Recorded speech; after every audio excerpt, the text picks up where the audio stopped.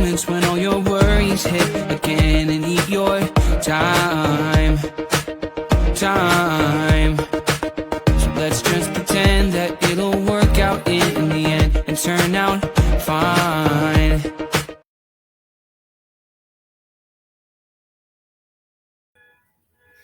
Buenas noches, ¿cómo están? Bienvenidos nuevamente a mi programa Hablando con Nicolás Arosemena.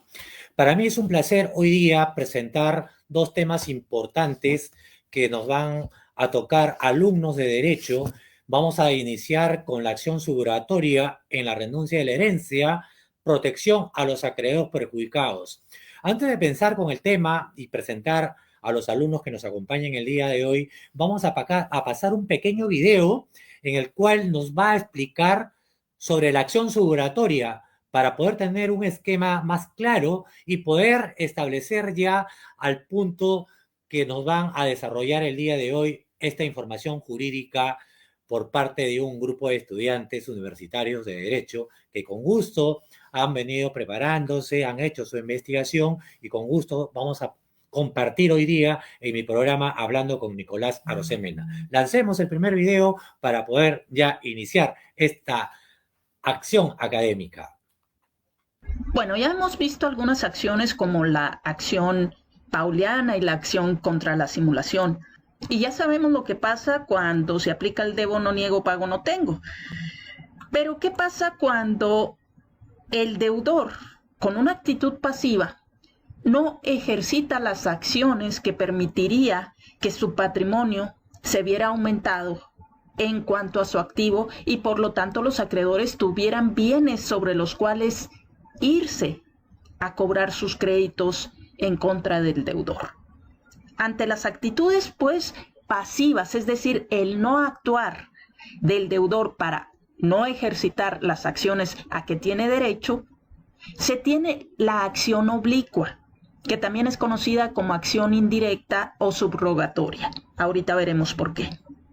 Lo que ahorita debemos comprender es que frente a la actitud pasiva del deudor, dejando perecer o prescribir sus derechos, pudiendo haber perdido el interés en preservar su patrimonio, dado que sabe que hay acreedores que se van a ir contra estos bienes.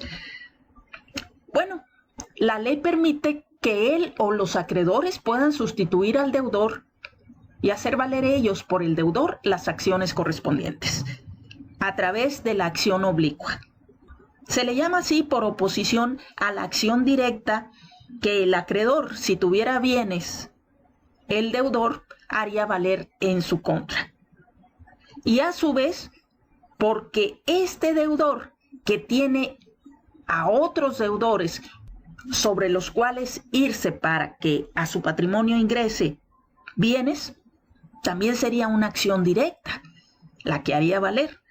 Sin embargo, en la acción oblicua permite que la acción alcance al deudor de su deudor.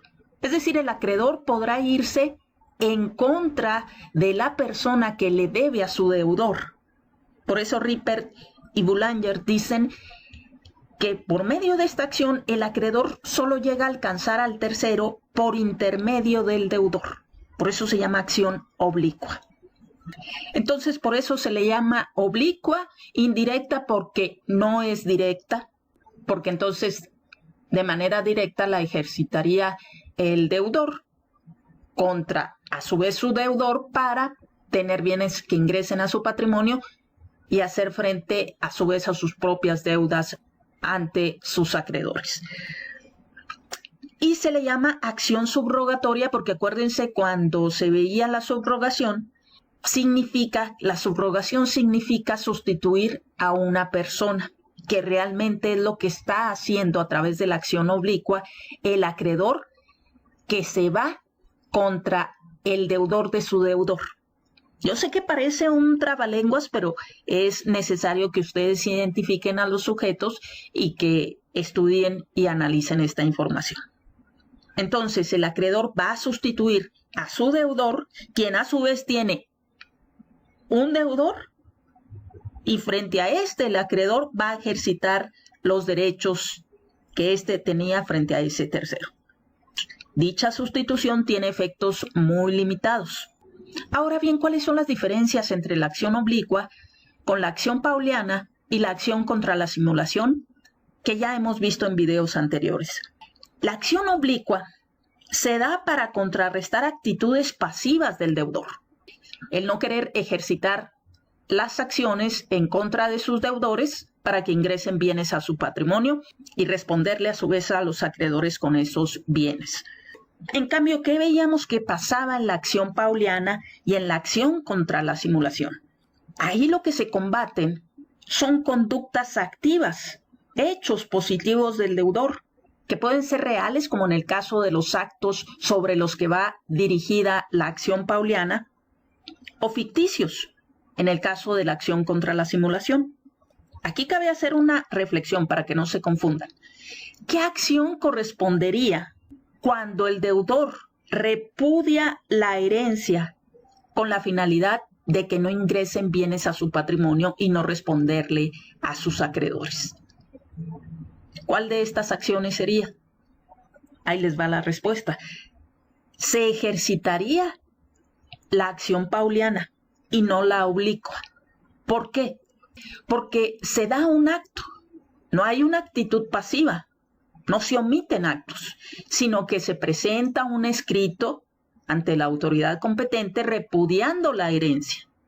Esto lo pueden corroborar en los artículos 2170 y 2171 del Código Civil Federal, que tiene sus correspondientes en los códigos de las entidades federativas. El primero nos refiere: la nulidad puede tener lugar tanto en los actos en que el deudor enajena los bienes que efectivamente posee, como en aquellos en que renuncia a derechos constituidos a su favor y cuyo goce no fuera exclusivamente personal. Esta segunda parte del artículo cabría aplicarse con referencia a la repudiación de una herencia. Y el artículo 2171 refiere: si el deudor no hubiere renunciado a derechos irrevocablemente adquiridos, sino facultades por cuyo ejercicio pudiere mejorar el estado de su fortuna, los acreedores pueden hacer revocar esa renuncia y usar de las facultades renunciadas. Ahí tenemos pues la respuesta.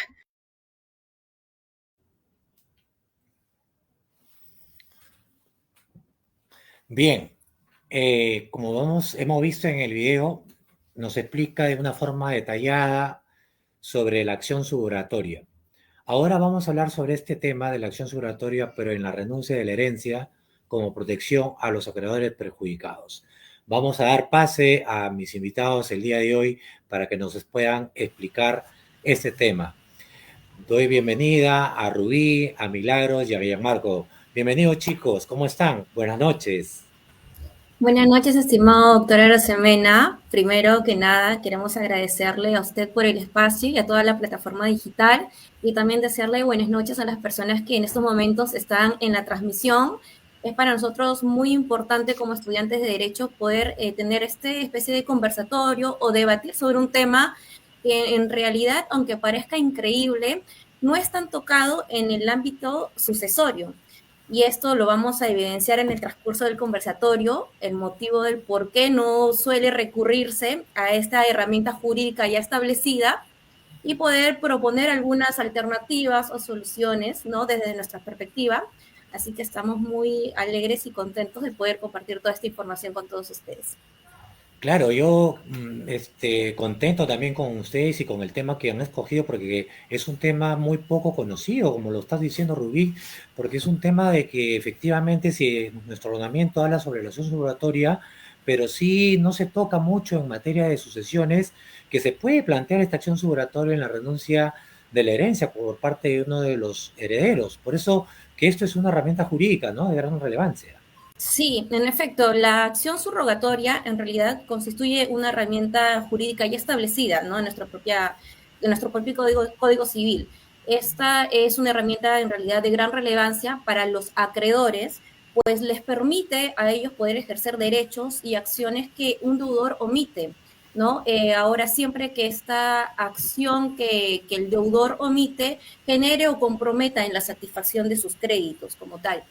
En el marco de las sucesiones, ¿qué sucede? Que la problemática se intensifica al analizar la renuncia de la herencia, ya que este es un acto voluntario propio del heredero en sí, que podría generar un perjuicio directo contra los intereses de los acreedores. Ahora, se tiene que en la práctica, de acuerdo a los diversos estudios que hemos realizado, en la práctica los deudores que se encontraban designados como herederos optan por renunciar a la herencia con el fin de evitar que el patrimonio hereditario fuera objeto de ejecución por los acreedores, privando así a ellos de una vía legítima para poder recuperar lo que se les debía, ¿no? En este caso. Ahora, también tenemos que este tema en sí se ha observado que en los sistemas jurídicos que integran las tradiciones del derecho civil como tal, han contemplado que siempre existe una tensión específica, ¿no? Entre lo que vendría a ser el derecho de una persona de disponer libremente o de aceptar o renunciar a una herencia y los derechos de quienes podrían resultar perjudicados con esta acción o la decisión que ellos tomen, que son especialmente los acreedores, ¿no? En nuestro Código Civil esto se regula, lo que es la renuncia de la herencia y la impugnación de esta por acreedores mediante el artículo 676, que establece básicamente que si la renuncia causa un perjuicio a acreedores, el renunciante tiene un plazo para poder impugnar. Estos son 3 meses desde que tienen conocimiento para poder hacerlo. Ahora, para que sea declarada sin efecto en la parte en que se perjudiquen sus derechos, disponiéndose si corresponde, ya sea mediante administración judicial o mediante una venta pública, por ejemplo, la subasta de bienes. Es ahí donde viene mi primera interrogante. Entonces, ¿tú consideras que esta situación evidenció un conflicto entre el derecho del heredero a poder decidir libremente sobre la aceptación o renuncia de la herencia o la protección que correspondería a los acreedores frente a actos que los perjudican? Bueno, en este caso, de acuerdo, o sea, si analizamos, en efecto, en nuestro artículo 1219 del Código Civil, otorga a los acreedores la posibilidad de poder ejercer esa acción subrogatoria, ¿no? Lo que habría la discusión sobre la legitimidad de subrogarse en el derecho de aceptar la herencia que había sido indebidamente renunciada por el deudor, es decir, como una especie de acto de mala fe. Sin embargo, la aplicación práctica no estuvo exenta de tensiones, pues que en la doctrina se discute si la voluntad renunciatoria en sí debe considerarse como un acto personalísimo o intangible, o si por el contrario debía ceder frente a los intereses de los acreedores, ¿no? En una especie de tutela de seguridad patrimonial. Es por ello que justamente radica la importancia de este estudio, ¿no? Porque es como que hay una colisión entre el derecho propio de la misma manifestación de la voluntad y la oportunidad de asegurar el patrimonio del acreedor en este caso. Es por ello la importancia de realizar esto, ya que se radica una necesidad de fortalecer la tutela efectiva de los derechos patrimoniales dentro de nuestro sistema jurídico. Entonces, esto permite comprender cómo los mecanismos legales buscan equilibrar dos intereses legítimos muy importantes. Como le mencionaba, por un lado, la autonomía del heredero de aceptar o renunciar a una herencia, y por otro lado tenemos la protección del acreedor frente a actos que puedan menoscabar su crédito. Entonces, ¿cuál sería el punto de vista personal sobre el tema de la renuncia de la herencia, si se debe considerarse como un acto estrictamente personalísimo o debería admitirse pues mayores límites cuando esto afecta directamente la seguridad patrimonial a los acreedores, ¿no? Claro, esta en realidad es una discusión clave, ¿no? Ahora, tradicionalmente se ha considerado que este acto en sí es personalísimo, ¿no? Porque implica una decisión íntima sobre integrarse o no a un patrimonio hereditario. Sin embargo, cuando esa decisión específicamente afecta o perjudica a los acreedores, la doctrina en sí señala que no puede verse como un acto completamente intangible. Es que el mismo sistema jurídico refleja que no es en sí un acto absoluto, porque si fuese absoluto, estrictamente personalísimo o intocable, no existiría la posibilidad de poder impugnar a la renuncia, como lo reconoce el artículo 676. Entonces, esto demuestra que, aunque la renuncia tiene un componente volitivo y personal, admite límites cuando existe un fraude en sí, un abuso del derecho o un perjuicio evidente al acreedor. Entonces, así la tendencia actual implique reconocer el carácter personal de la renuncia, pues dentro de este marco se evita que este acto sea utilizado como una herramienta para evadir responsabilidades patrimoniales. Esa sería la perspectiva, ¿no? Has hablado también o has mencionado sobre el artículo 677 del Código Civil. ¿Qué me podrías ampliar un poco más de este artículo o cómo está establecido, ¿no? Porque habla sobre el famoso llamado, como tú lo dices, la impugnación, ¿no? Y esto funciona pues bajo esta lógica de una acción subrogatoria. Así es. Justamente para poder nosotros comprender más este tema es importante también mencionar el artículo que usted acaba de decir y también hablar sobre el 676, ¿no? Para este caso voy a pedirle a Milagritos, que está más enfocada en el tema, que por favor nos explique y poder así entender, ¿no? Las personas que nos están observando pueden tener ciertas dudas porque hay cosas que son difíciles de poder comprender en temas jurídicos, ¿no? Entonces, Milagros tiene una explicación a ello. Gracias, Rubí. Muy buenas noches, doctor, compañeros y a todos aquellos que están participando, ¿no? de este conversatorio que se han unido. Es muy importante para nosotros que estén aquí con nosotros. Y bien, como lo menciona mi compañera, lo que estamos hablando respecto a la acción subrogatoria, también es importante conocer sobre lo que es la renuncia en la herencia, ¿no? Vamos a empezar más que todo con un concepto, ¿no? Para poder definir y poder conocer un poco sobre lo que es la renuncia en la herencia. Se puede decir que la renuncia es un acto voluntario que tiene, ¿no? El heredero libre y unilateral, mediante cual el heredero decide repudiar o no la herencia que le ha sido transmitida por el causante. Esto, como bien ha mencionado, está conforme en los artículos 673 y 676 del Código Civil. Y lo voy a ir mencionando ya luego en qué consiste. Bien, esta renuncia no es simplemente una decisión formal, ¿no? Se trata más de un acto que expresa la autonomía y la voluntad del heredero, quien, según el artículo 1001 del Código Civil, él tiene la libertad para poder aceptar o rechazar la sucesión, proyectándose sobre su esfera jurídica con efectos trascendentales. Además, también podemos decir que la renuncia es además irrevocable, lo cual significa que una vez que ha sido emitida y formalizada, esta no puede ser retirada o modificada, generando seguridad en la continuidad del proceso sucesorio, ¿no? Podemos decir que desde una perspectiva doctrinal, se afirma que si bien es la renuncia un acto de carácter personalísimo, como bien lo ha mencionado mi compañera, esta libertad no es absoluta, especialmente cuando afecta o perjudica los derechos de terceros, como los acreedores del heredero, ¿no? Por ello es que se reconoce que la renuncia como tal debe analizarse no solo desde la autonomía privada, sino también desde la óptica de la tutela patrimonial y la buena fe, evitando que sea utilizada como un mecanismo para poder evadir las responsabilidades económicas que tiene el heredero en cuanto al acreedor. Y en cuanto a los plazos que se dan en la renuncia, los plazos establecidos según el Código Civil, encontramos dos artículos muy importantes. Voy a empezar con lo que es el primer artículo, ¿no? Que es el artículo 676 del Código Civil, el cual en sí nos establece que si la renuncia afecta o perjudica a los acreedores del renunciante, estos cuentan con un plazo de 3 meses para poder impugnarla, ¿no? Este plazo no se computa desde la renuncia misma, sino desde el momento en que los acreedores la conocieron, ¿no? Esta regla genera más que todo un importante efecto protector, que es lo que buscamos, ¿no? En la acción subrogatoria, pues este impide que la renuncia se realice de manera oculta o tardía con el fin de frustrar el cobro de las deudas.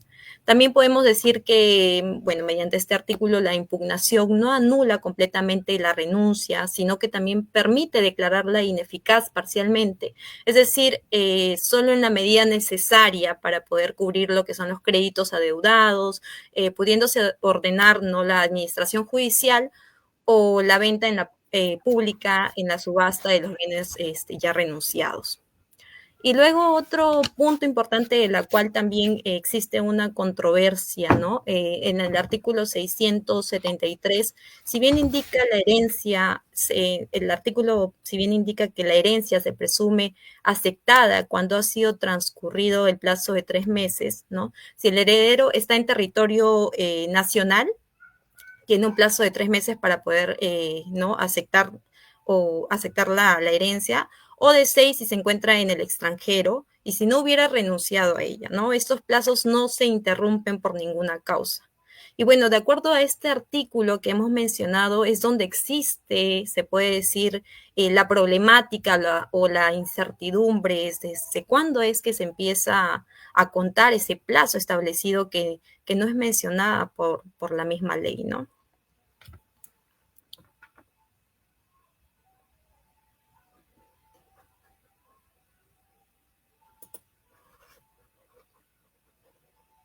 Doctor, disculpe, no se le escucha, su audio está apagado. Perdón. Tenía dos interrogantes. La primera era, ¿desde cuándo entonces se puede contar este plazo establecido que no está mencionado en la ley misma? Y la otra también sería, ¿cuáles serían esta problemática que existen en algunas resoluciones o precedentes que pueda esclarecer, pues, cuando corren estos plazos mencionados en el artículo 673? Sí, doctor, como lo hemos mencionado, esta problemática es, si bien el Código Civil establece que existe un plazo para poder aceptar o renunciar a la herencia, lo que para los acreedores es desde cuándo se puede conocer, ¿no? Desde cuándo es que inicia este plazo realmente. Es por ello que hemos encontrado en las resoluciones, encontramos 2 resoluciones. En la primera, bueno, se hace mención en la resolución 785-2018 del SUNAR del Tribunal Registral, el cual establece en reiterada jurisprudencia y lo aplica en esta misma resolución que estoy mencionando, que el cómputo para la renuncia o herencia de legado previstos en el artículo 673 corre a partir de la fecha de la inscripción de la declaratoria de herederos o de la ampliación del testamento según el caso, ¿no? Este criterio se sustenta en que, 1, el plazo debe contarse desde la fecha en que el llamado, o sea, el heredero, esté en actitud de saber de llamamiento, es decir, tenga la noticia de la herencia para ejercer su derecho, ¿no? Esto concuerda con el principio de publicidad material de los registros públicos y el artículo 2012 del Código Civil, el que presume el conocimiento del contenido de las inscripciones. Y el reconocimiento legal de la condición del heredero ocurre cuando la declaración notarial o judicial y es con la inscripción registral que el heredero tendrá la posibilidad de poder conocer su condición del sucesor del causante. Y también hemos encontrado lo que es otra resolución, que es la 1021-2023 de la SUNAR del Tribunal Registral, el cual nos indica también aquí como un precedente que el cómputo del plazo para poder inscribir la renuncia de la herencia según el Tribunal Registral es al resolver la apelación, al resolver la apelación aquí, determinó que el plazo para la renuncia de la herencia o legado se computa a partir de la fecha de la inscripción de la declaratoria de herederos o de la ampliación del testamento, según sea el caso, ¿no? El criterio que se evaluó según el Tribunal Registral es el principio de publicidad material de los registros públicos, la presunción del conocimiento del contenido de las inscripciones, conforme al artículo 2012, como bien lo había mencionado, y la necesidad que el heredero tenga la posibilidad de conocer su condición de sucesor para que pueda ejercer su derecho a aceptar o a renunciar. Buen análisis, la verdad que felicito la participación de ustedes, pero yo quisiera ir un poquito más al fondo de este asunto tan importante que nos están mencionando en esta información jurídica sobre este tema sobre la acción subrogatoria y la herencia y los perjuicios que puede tener el acreedor. Pero este análisis, ¿qué genera realmente esta discrepancia y cuál sería este criterio por parte del origen de este problema que han encontrado? ¿Qué tal, doctor? Sí, bueno, ¿qué tal? Soy yo, Marco. Esa es la pregunta del millón. Como grupo hemos determinado y detallar que, desmenuzando este tema, ¿no? El problema no solo es que la ley sea un tanto vaga, es que tenemos podemos decir, un conflicto silencioso entre lo que dice la norma y lo que conlleva lo que dice la jurisprudencia registral, que es la única que podemos tener a la mano en estos momentos, ¿no? Y en medio de obviamente, el fuego cruzado, ¿no? Entre estos dos conflictos que se han establecido, es donde está el acreedor, donde es el gran perdedor en esta historia que estamos relatando. Déjeme explicarle un momento el origen de esta discrepancia, ¿no? Pues por un lado tenemos lo que dice el Código Civil en el 673, que nos dice concretamente, así, sin lugar a determinar o interpretar otra cosa, ¿no? Te dice que tienes 3 meses contados para renunciar a la herencia. Si no lo haces, se asume que la aceptaste. Una lógica tradicional te diría, ¿no? El plazo empieza cuando muere el causante, obviamente, ¿no? Cuando muere el que va a otorgar los bienes, el que está dejando una masa hereditaria para heredar, porque ahí es donde uno se convierte en un heredero, uno adquiere la condición de heredero, porque uno no puede renunciar a algo que todavía no tiene la condición para heredar. Y ahí es donde viene este choque, ¿no? El tribunal registral, y eso es lo que hemos visto clarísimamente, ¿no?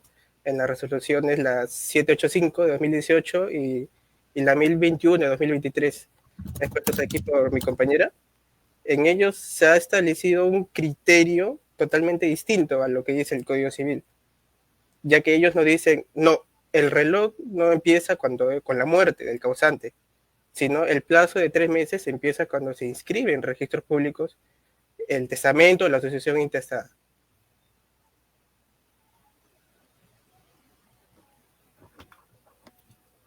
Doctor, su audio. Sorry. Es que parece lógico porque establece, pues, ¿no? El Código Civil, como decía Milagros, los plazos establecidos de acuerdo al código.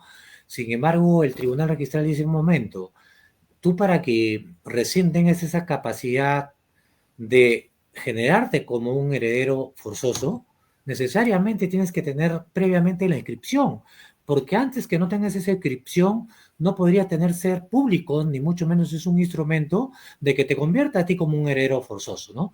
Mientras que el Código Civil dice, no, de la muerte tú eres un heredero porque eres el llamado de acuerdo al 724, que son los herederos forzosos, ¿no? Entonces aquí, ¿por qué aquí se convierte tan peligroso para el acreedor este tema? Muy bien, aquí está donde queremos enfatizar, ¿no? Nuestra problemática, porque crea un vacío legal perfecto para el fraude. Porque pensémoslo así, ¿no? Aquí con todos los espectadores, ¿no? El causante es un deudor, como ponemos por ejemplo. Un causante es un deudor, le debe dinero a medio mundo, ¿no? Fallece, dejándome yo como su hijo, ¿no? Una masa hereditaria para heredar, en este caso, pongámonos una casa. Yo, siguiendo el legado de mi padre, ¿no? Enfatizando el dicho, ¿no? Que dice tal palo, tal astilla, si aplico lo que dice la norma, el Código Civil dice que yo tengo 3 meses para renunciar, si no ya se entiende que yo soy dueño y los acreedores del causante podrían cobrar a mí, justamente de la masa hereditaria. Pero con este criterio que nos plantea el Tribunal Registral, yo puedo hacerme, por así decirlo, el desentendido, el loco, durante 5 o 10 años, que se ha visto casos en los cuales no hay un testamento y corresponde hacer la asociación intestada, y no lo hago, que como le digo, es muy presente en la realidad peruana, y no realizo la asociación intestada. Y el día que el acreedor me presiona, ¿no? Digamos, hay muchos acreedores y me indican que tengo que hacer la asociación intestada y finalmente la hago.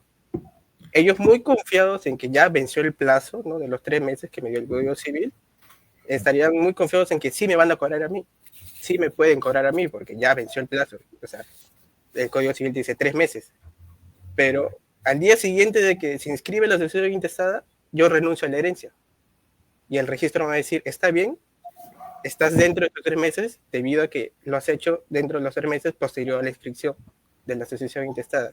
Eso perjudicando al acreedor, ya que ya no va a poder cobrar a mí, sino ahora tiene que hacer o accionar esta acción subrogatoria o esperar que el nuevo heredero adquiera los derechos sobre estos bienes, ¿no? Entonces, aquí lo que se puede ver entonces es que se puede manipular el tiempo a su favor, ¿no? Totalmente, o sea, y esto genera un perjuicio final muy devastador para el acreedor, porque esta ficción legal le da un plazo que recién empieza, de que el plazo recién empieza permite que el patrimonio se escape de las manos legalmente hablando, ¿no? Porque aquí, a la segunda pregunta, al origen del problema, y voy a ser un poco duro, ¿no? Con los participantes del gremio, ¿no? Es la gran culpa en parte es de nosotros como abogados y los futuros abogados, ¿no? Los litigantes o los próximos, ¿no? Claro, ahora retomando nuevamente el artículo 676, ahí técnicamente pues este código lo llama la impugnación, pero también hay otro punto importante aquí sobre el tema de lo que tú hablas de los abogados, donde muchos abogados y acreedores fallan. ¿Por qué? Porque cuando hablan sobre los plazos, no es a largo, ¿no? ¿Cierto? Correcto. ¿No, Rubí? ¿Tú Sí, qué opinión claro, tienes? claro, usted que lo menciona, el artículo 676 básicamente permite que tú como acreedor perjudicado le pidas a un juez que declare sin efecto la renuncia, ¿no? Básicamente te subrogas, es decir, te pones en el lugar del deudor para aceptar la herencia en su nombre. Ahora, aquí hay un detalle, ¿no? Que hay que tener mucho cuidado. No es que tú te conviertas en heredero como tal, sino que la aceptación se hace solo hasta el monto de la deuda en sí. ¿Qué es lo que procede? Se rematan los bienes heredados, tú cobras tu parte y si sobra un dinero, que vendría a ser el remanente, no va a tu deudor porque él ya renunció, sino que pasa a los otros herederos que correspondan. Eso es lo que implica o dice el 676. Ya, muy bien, excelente. La verdad que a mí me gustaría mucho hablar más de este tema porque efectivamente es importante y es muy complejo y largo para poder hablar sobre el tema de la acción subrogatoria en la renuncia de la herencia, pues, ¿no? Porque lo que se busca con esto es dar esa protección a los acreedores perjudicados, ¿no? Sin embargo, tenemos otro grupo que nos están esperando y quería yo saber que me den sus palabras finales, algunas conclusiones o algunas recomendaciones sobre este tema tan importante que la verdad que ha quedado corto para poder seguir hablando de este tema, pero próximamente creo que vamos a tener que tener un segundo capítulo de este tema tan interesante y la verdad que agradezco su participación y su investigación que han hecho, porque es un tema que no se toca mucho, esta información jurídica de derechos de sucesiones es importantísimo, no solamente para los estudiantes, ¿ah? Sino también para nuestros colegas, para los abogados, ¿no? Los abogados no conocen poco sobre la acción subrogatoria en materia sucesoria, ¿no? Sobre todo al respecto de estos temas tan interesantes, ¿no? Ahora vamos a pasar unas imágenes mientras ustedes van haciendo una conclusión, una recomendación que nos puedan dar final, de repente uno o los tres, dejo abierto y puedan despedir de este bloque importante. Sí, doctor, sí. Bueno, como grupo agradecemos, ¿no? la facilidad que nos ha dado para presentar nuestra problemática que hoy llevamos ¿no? a todo el público en general, incluido amantes del derecho, y darles una última recomendación. Tomen la importancia de esta acción como en el mecanismo sucesorio. No solo se enfaticen en lo típico, o sea, sucesiones, testamentos. Esta es una gran herramienta que todo abogado lo tiene a la mano. O sea, es una gran herramienta para defender a sus clientes y la tienen a la mano, pero tienen que accionarlas. Y es debido a esta falta de acción en la que no tenemos, justamente se generan estas problemáticas. Y recomendarles justamente especializarse en estos actos y llevarlas más a cabo, ¿no? Muchas gracias. Muy bien. Milagro, Rubí, ¿qué le pueden decir a toda la colectividad de cuál es la importancia de la información jurídica que gracias a ustedes, por su participación, podamos llegar a una gran masa y podamos conocer estos temas interesantes, ¿no? Sí, doctor. Como bien menciona mi compañero, este es un tema que no es, se puede decir, muy aplicado en el Perú, ¿no? Es un tema que prácticamente de poca aplicación en cuanto a los jueces, ¿no? O tal vez la manera diversa en la cual lo pueden interpretar. Y bueno, este es un mecanismo que se debe llevar más a cabo para poder proteger los derechos de los acreedores, ¿no? Agradecemos antemano su hospitalidad aquí en su programa, doctor, por habernos recibido de la manera más cordial, y a todos aquellos que están ¿no? en el en vivo participando. Y bueno, doctor, esperemos que haya una próxima oportunidad para poder conversar de este tema más amplio que es la acción subrogatoria. Definitivamente los voy a convocar nuevamente para mi programa, así hablando con Nicolás Arosemena. Bueno, doctor, por mi parte, agradecerle a usted también una vez más por la oportunidad que nos brinda a nosotros como estudiantes de poder hacer un análisis jurídico, ya que esto contribuye, ¿no?, a la comunidad tanto estudiantil. Nos pueden seguir abogados también, que pueden tener de repente la misma postura o intercambiar, ¿no?, opiniones. Esto es muy importante porque siempre un análisis o una discusión sobre un tema genera un resultado y esto contribuye jurídicamente a nuevas posibilidades. Así que a las personas que están en vivo en estos momentos, muchas gracias por su atención. Los invitamos a seguir al doctor Arosemena en sus páginas porque él siempre hace este tipo de programas con diversos grupos de estudiantes donde analizan no solamente temas como en nuestro caso de la acción subrogatoria, sino diversos temas en el ámbito de derecho de sucesiones. Así que gracias una vez más por la oportunidad y espero que nos volvamos a ver pronto. Muchas gracias, Milagro, Rubí y Gianmarco, por su valiosa participación, que de hecho nos ha servido, e inclusive a mí me han aclarado ciertos puntos que me van a servir también en seguir profundizando estos temas para el bien de todos. Un fuerte abrazo y regresamos pronto con el segundo bloque, con la segunda exposición sobre los derechos sucesorios, la responsabilidad de los herederos ante la exclusión de los herederos forzosos en la sucesión intestada. Otro tema también importante que nos traen sus demás compañeros. Regresamos después de los cortes comerciales.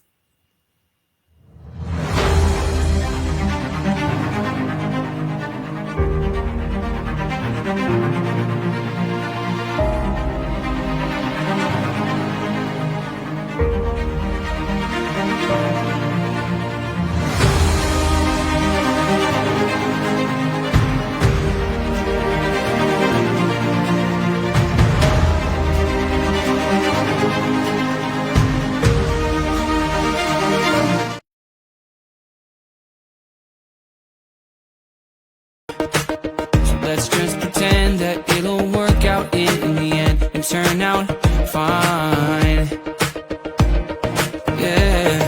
Having a crushes down on you like an avalanche, opening up the deepest parts of your thoughts, and all you find is deeper shades of blue. So let's dance for hours, letting time pass like the wind. What's on your mind? Leave that behind and let loose. Show your problems out the door and let loose.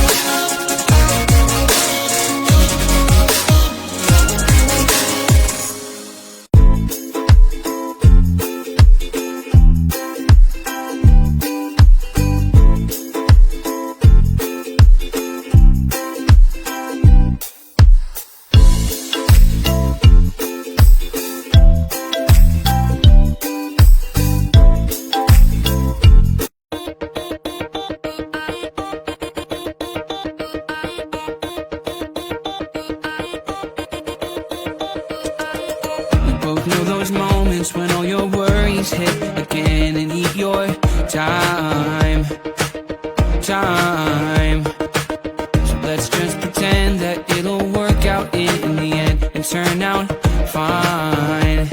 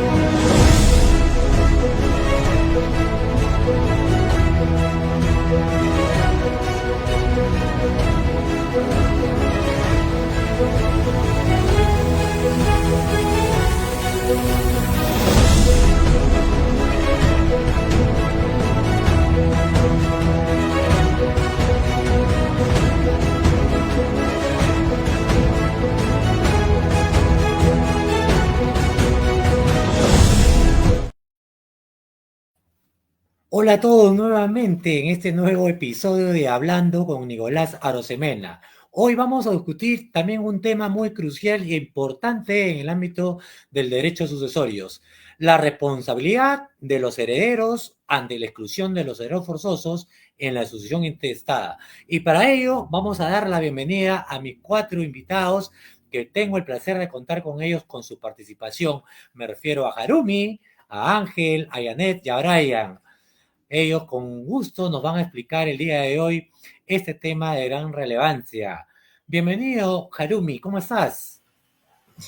Muy buenas noches, doctor, y efectivamente a todos los presentes que se encuentran en línea en este conversatorio. Y claro, hoy abordaremos un tema crucial en el ámbito del derecho sucesorio, lo que es la responsabilidad de los herederos ante la exclusión de los herederos forzosos en la sucesión intestada. Este tema en sí es muy fundamental para poder entender cómo se distribuyen, ¿no?, los bienes cuando una persona fallece sin dejar un testamento y cómo los derechos de los herederos forzosos deben ser respetados. A lo largo del episodio analizaremos 3 casaciones relevantes que lo estará analizando mis compañeros y también los artículos del Código Civil peruano que la sustentan a ello. Primero, hablemos de algunos conceptos claves para poder entender mejor a qué es lo que estamos hablando sobre los herederos forzosos, que en sí son aquellos que por ley tienen derecho a heredar una parte de los bienes del causante, independientemente de lo que dispongan un testamento. Esto incluye a los hijos, el cónyuge y los padres del fallecido. El caso contrario, que la sucesión intestada en sí se produce cuando alguien fallece sin un testamento válido, lo que puede llevar a conflictos entre los poderes, entre los posibles herederos. Tenemos aquí el artículo 815 y el 724 del Código Civil peruano, que en sí en el 815 establece los casos en cómo procede en sí la sucesión intestada, es decir, sin testamento, cuando el causante no deja testamento, se es nulo o no instituye herederos, o cuando los herederos forzosos no pueden heredar. Por su parte, en el artículo 724, define en sí quiénes son los herederos forzosos, es decir, incluyendo a los hijos, descendientes, padres, ascendientes y cónyuges, o integrantes sobrevivientes de una unión de hecho, quienes tienen derecho preferente a la herencia. Le daré pase a mi compañero para que nos pueda hablar acerca de las casaciones.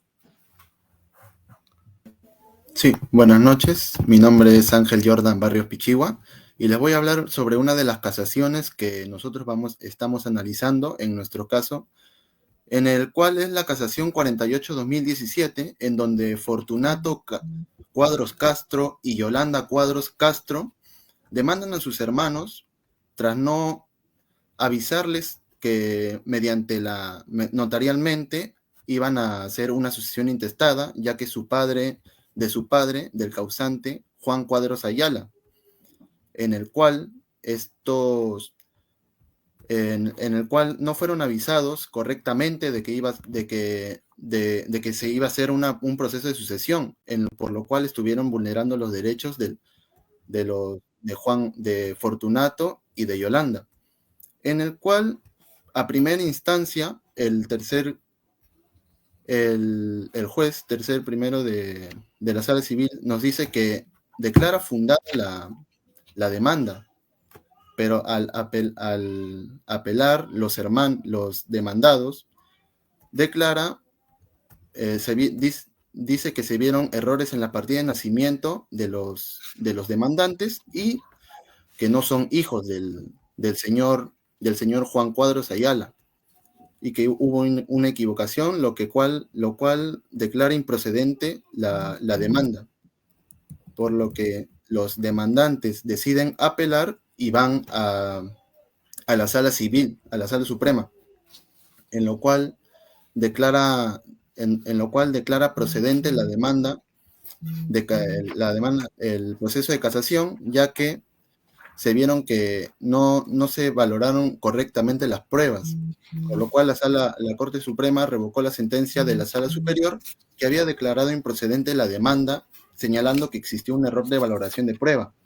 La Corte enfatizó que, aunque los demandados habían transferido la propiedad, ya que se pelea por una propiedad que está ubicada en Angélica Gamarra, en el distrito de Los Olivos, donde los demandados se habían transferido la propiedad antes del fallecimiento del causante.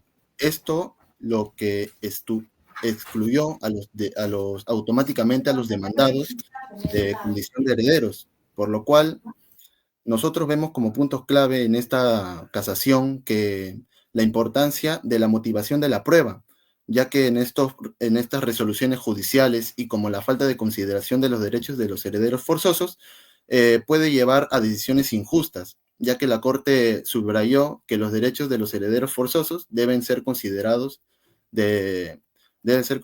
en cualquier proceso de sucesión, ya sea sucesión intestada o sucesión en donde el causante dejó un testamento o cualquier tipo de sucesión. Le doy paso a mi compañero.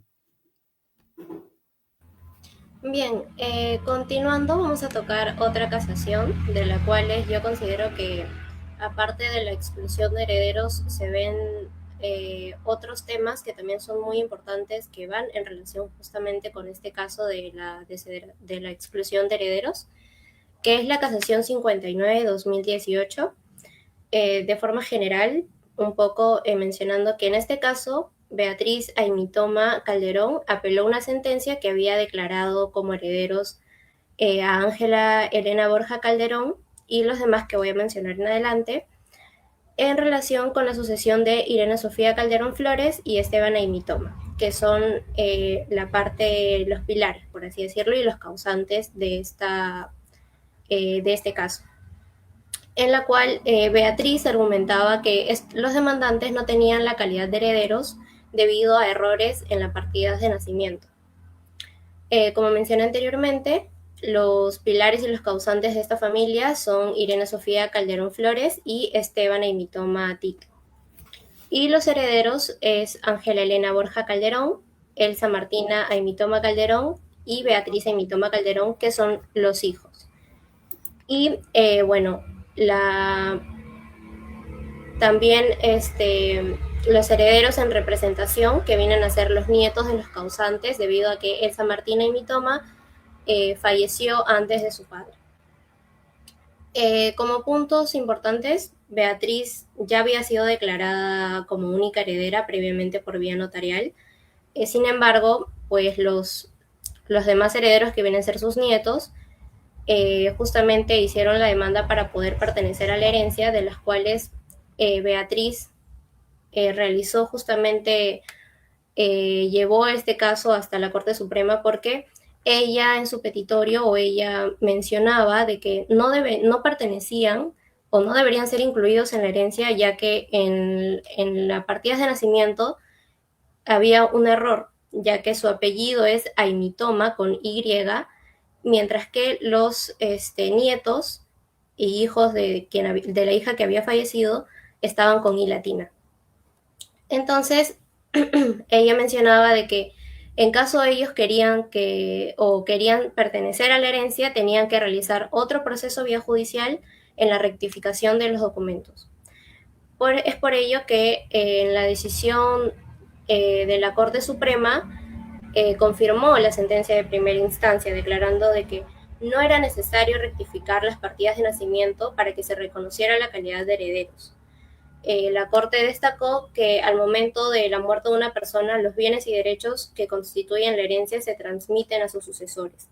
¿Por qué? Porque no era necesario realizar otro proceso aparte, ya que dentro de este proceso de conocimiento se pudo indagar de forma de que se descubrió que en el reconocimiento de su hija en la partida de nacimiento en la que lo hizo con Y, sí tenía relación en el número de identificación, porque en una hija la reconoció con la libreta militar y con otra con otro documento. Sin embargo, sí se pudo llegar a demostrar que sí eran la misma persona, ya que Beatriz también mencionaba de que se tenía que ir tal cual a las reglas de la documentación para evitar que de repente existan fraudulencias, ¿no? Sin embargo, ella nunca dijo de que ellos no eran su familia, sino que ella solicitaba de que realizaran otro proceso aparte para la rectificación de sus partidas. Eso sería en respecto a este tema de casación. A continuación va a seguir mi otro compañero. Buenas noches con todos. Finalmente, analicemos la casación 123-2019. Mi nombre es Brian Estrellacente. En este caso, le resumiré esta casación. Se trata de un conflicto entre varios hermanos sobre la herencia de su madre, quienes habría fallecido sin dejar un testamento.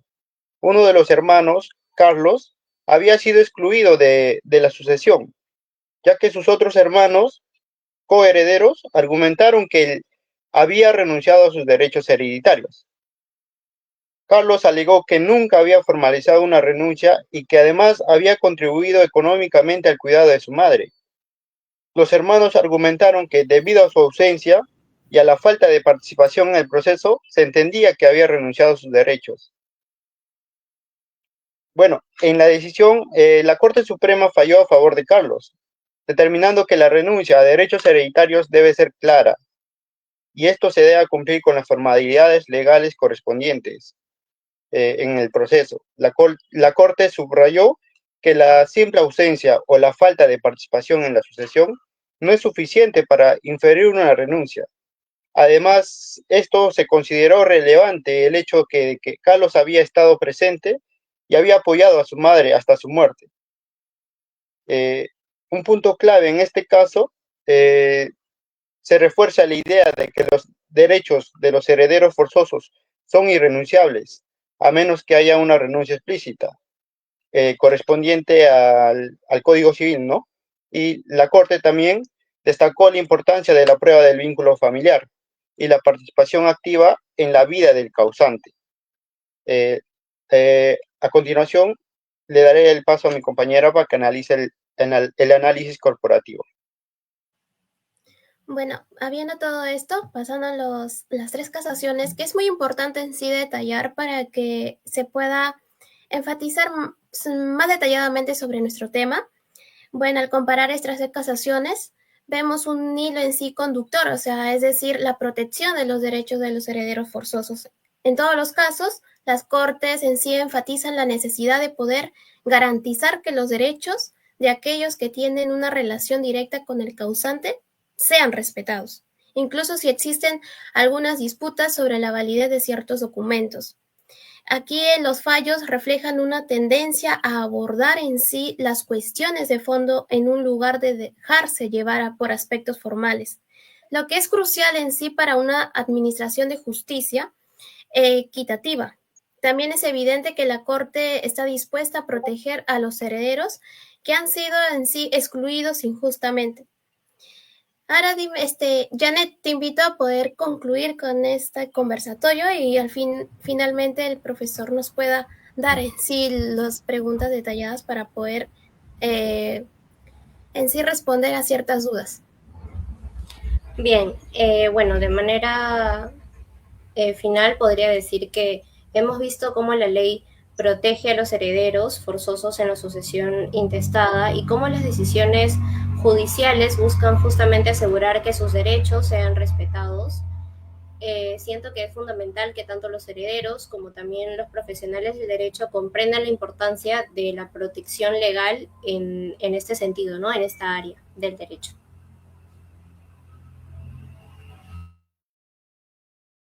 Se me presentan a mí 4 interrogantes en base a este análisis a la luz de las casaciones que han expedido la Corte Suprema, pero quisiera saber cuál es ese marco legal que protege adecuadamente los derechos de los herederos forzosos en la sucesión intestada, o existen algunos vacíos que podrían llevar a las injusticias en su aplicación. Sí, doctor. Creo que aunque el marco legal en sí establece derechos claros, ¿no?, para los herederos forzosos, hay vacíos en sí en su aplicación práctica. Por ejemplo, en casos donde no se notifica en sí adecuadamente a todos los herederos, puede haber exclusiones injustas. La falta de claridad aquí es un punto. En algunos procedimientos puede llevar en sí a que los derechos de los herederos forzosos sean vulnerados, especialmente en situaciones familiares complejas. Ok, pero ¿cómo consideran entonces la interpretación judicial de los derechos de los herederos forzosos cuando se han evolucionando los últimos años, y cuál sería ese impacto que ha tenido en los litigios en esta materia de derecho sucesorio? Sí, bueno, profesor, la interpretación judicial ha mostrado una tendencia hacia la protección muy robusta sobre los derechos sucesorios, en lo cual, sin embargo, existen algunas decisiones contradictorias que pueden generar incertidumbre. Bueno, esto ha llevado al aumento, digamos, de litigios, ya que en muchos casos los herederos se ven obligados a acudir a la justicia para valer sus derechos, por lo que la evolución positiva sobre... Pero podemos decir que hay una evolución positiva, pero hay una inconsistencia en algunas sentencias que pueden crear más conflictos en lugar de resolverlos. Entonces, aquí, ¿cuáles serían esas consecuencias sociales, económicas de la exclusión de los herederos forzosos en la sucesión intestada, particularmente en el contexto peruano? Bien, yo considero que las consecuencias ante este caso sí son bastante profundas respecto a la exclusión de los herederos forzosos, porque lleva a conflictos familiares y divisiones que afectan las relaciones interpersonales. Económicamente, los herederos excluidos pueden también enfrentar dificultades financieras, especialmente si es que dependían de la herencia para su sustento. Esto no solamente afecta a los individuos, sino que también puede tener repercusiones en la comunidad, ya que la estabilidad económica de las familias se ve comprometida. Y agregando algo brevemente, me parece también importante que los jueces, muy aparte, si bien tienen que seguir la ley, no se han basado estrictamente a que los documentos tienen que ser perfectos, ¿no? Porque justamente también tienen que adecuarse al contexto, y dentro de la investigación de este proceso se ha podido concluir que en realidad sí pertenecían a la familia, que sí pertenecían a la herencia, ¿no? Y esto justamente ayudó de alguna manera a que no se vea vulnerados sus derechos. Entonces, aquí viene el tema de mi inquietud ya final. ¿Cómo debería entonces abordarse estas reformas legislativas para poder mejorar ciertamente esta protección de los derechos de los herederos forzosos en el Perú? Bueno, doctor, interesante pregunta, ¿no? Yo considero que las reformas para mejorar la protección de los herederos forzosos en el Perú deben enfocarse en fortalecer todo el proceso sucesorio desde el inicio, porque hoy en día muchos problemas se generan por la falta de verificación adecuada y por la facilidad con la que se puede ocultar información. Por eso es necesario que las instituciones como la RENIEC o el Registro Público trabajen de manera coordinada para identificar correctamente a todos los herederos y así evitar exclusiones intencionales o problemas familiares. Además, es importante esclarecer consecuencias más claras y firmes para quienes falsean datos o presentan información incompleta, ya que esa conducta afecta directamente a los derechos de otros familiares. Se puede iniciar un procedimiento administrativo, civil, o finalmente un procedimiento penal, ¿no? Ante esas faltas. Sí, efectivamente, al margen de toda la información que nos brindan ustedes y respecto de las casaciones en aspectos civiles, como decía Brian, sí apertura la puerta de que cuando existe un dolo o la mala fe por parte de uno de los herederos forzosos tengan responsabilidades civiles y responsabilidades penales. Está inclusive determinado tanto en el Código Penal como en el Código Civil de que son padecibles, muy al margen inclusive de las sanciones judiciales, como por ejemplo que se declare la indignación por parte de uno de ellos por haber perjudicado al otro, ¿no? Cuando existe este dolo. Entonces es una figura jurídica también de la indignación, como hace que lo excluyan de esta situación. Pero la indignación ya es otro tema aparte porque aquí si en la indignación se da y hay también representantes sucesorios, llámese los hijos de los hijos o los nietos, ellos no serían perjudicados, ¿no? Aquí lo que tratamos o lo que han visto ustedes es justamente estas aristas procesales respecto a este tema tan importante. Vamos a ver un video para después ya ir concluyendo con este tema. Cuando fallece nuestro padre o madre o ambos y ellos no han dejado testamento, tenemos que hacer la famosa sucesión intestada. En la sucesión intestada estarán los herederos forzosos del causante. Por ejemplo, si fallece nuestro padre, madre o ambos, los herederos forzosos serán los hijos. Ellos, mediante la sucesión intestada, serán declarados herederos. Pero ¿qué sucede si se excluye indebidamente a un heredero? ¿Qué tenemos que hacer si sucede esto? Si se excluye a un heredero indebidamente, este legalmente no será heredero. En este caso, el heredero excluido tendrá que hacer un juicio civil denominado petición de herencia. Esto con la finalidad de que un juez lo declare heredero y lo incluya en la sucesión intestada. Pero esto es en la vía civil. En la vía penal, aquel heredero que excluyó indebidamente a otro heredero podría ser denunciado penalmente por el delito de falsedad ideológica. Hay que tener en cuenta que en el delito de falsedad ideológica es un delito de riesgo o de peligro. Para que se configure tiene que existir la posibilidad de ocasionar un daño a un tercero. En este sentido, el excluir indebidamente a un heredero forzoso de la sucesión intestada causaría un perjuicio potencial porque los bienes del causante podrían dañarse o ser transferidos, situaciones que serían perjudiciales para los excluidos. A tomarlo en cuenta.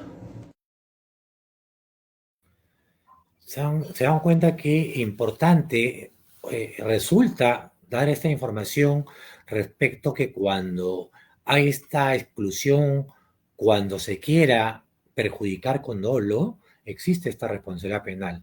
Sin embargo, también existen otras sentencias contradictorias donde dice que para la falsedad ideológica no deberá concurrir porque existe el principio de la publicidad a través de los edictos, a fin de que el que se sienta excluido pueda poner la oposición, activar la vía procedimental, en este caso civil, de hacer la petición de herencia. Entonces existen justamente posiciones contrarias, ¿no? Pero esta casación de Puno, a la cual hace mención este colega, es interesante, ¿no? Porque establece justamente que aquí existe un tema de dolo, de perjudicar a otro heredero forzoso y acarrea justamente un tipo penal que es sancionable, aparte de los temas civiles, ¿no? Y lo más importante, pues, es justamente que cuando uno se siente afectado en una sucesión intestada, pues nos tiene que llevar el tema de pedir una petición de herencia, ¿no? En un proceso a fin de poder incorporar y poder generar justamente este derecho y este beneficio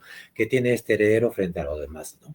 ¿Cómo podrían concluir y pedirse ya? Porque realmente también es un tema que abarca y abre otros caminos como la indignación, la desheredación, la responsabilidad civil, la responsabilidad penal, que efectivamente faltaría tiempo para poder dialogar más de estos temas y que próximamente podríamos programar tal vez un tema adicional a este tema que ustedes han tocado el día de hoy a la luz justamente de la casación. Por supuesto, doctor, es clave impulsar campañas de información que expliquen los derechos sucesorios, porque muchas personas no saben lo que la ley les protege, ¿no? Asimismo, esa falta de conocimiento los deja en desventaja. Todo esto permitiría un proceso más justo, más transparente y realmente orientado a proteger a los derechos que por ley tienen derecho a la herencia. Exactamente, por eso que el tema de la información jurídica es importante tocarlo, poderlo dialogar en mi programa hablando con Nicolás Arosemena, y es por eso que este jueves también tenemos dos explicaciones más sobre derechos de sucesiones, que vamos a abarcar también temas especializados a fin de generar justamente esta información jurídica y que sirva no solamente al estudiante de derecho, sino a estudiantes afines y a la comunidad sobre todo, ¿no? Porque la comunidad es la que debe estar enterada de todos estos temas legales que les puedan servir y poder reclamar sus derechos, recurrir justamente al campo jurídico para poder establecer. Asimismo, quiero agradecerle también por el tiempo y el espacio que ustedes se han tomado el día de hoy para poder dialogar ese tema interesante, que efectivamente es muy productivo. Estar frente a una cámara y dialogar y hablar tampoco no es fácil, y ustedes han tenido ese valor importante por el bien de la comunidad, porque esta información sirve de mucho. Asimismo, les invito de que yo tengo un programa hablando con Nicolás Arosemena también en vivo, todos los sábados de 9 a 10 de la mañana por Onda Digital TV, señal abierta, se transmite también por WIN, Canal 71, por Vitel y por otros cables y señal abierta, así como Facebook y YouTube. Así que les espero el sábado de 9 a 10. Vamos a tocar un tema legal, vamos a tocar un tema sobre el delito de la omisión a la asistencia familiar, ¿no? Es un tema que también lo va a tocar un colega, un invitado especial, y lo vamos a hablar el sábado. Y otro tema va a ser un tema social y cultural, que es un tema netamente con un personaje que para mí es importante que la comunidad sepa cómo seguir una calidad de vida y enseñanza. Totalmente un programa excelente este sábado, así que no se lo pierdan. Así que muchas gracias a ustedes, estimados alumnos.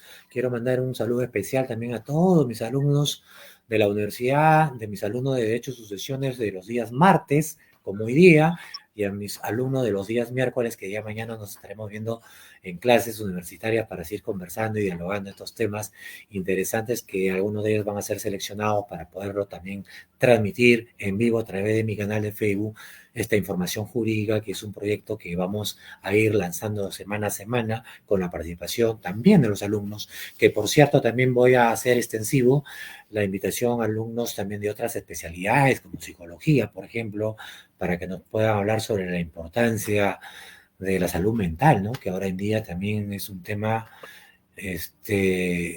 importante tocarlo y generar pues justamente información especializada, ¿no? Muchas gracias a ustedes y nos vemos pronto. No se pierdan mi programa el sábado, y el jueves los espero nuevamente con la información jurídica de derechos y sucesiones, con mucho cariño y amor para todos ustedes. Cuídense y un fuerte abrazo. Hasta la próxima. Igualmente, doctor. Hasta la próxima.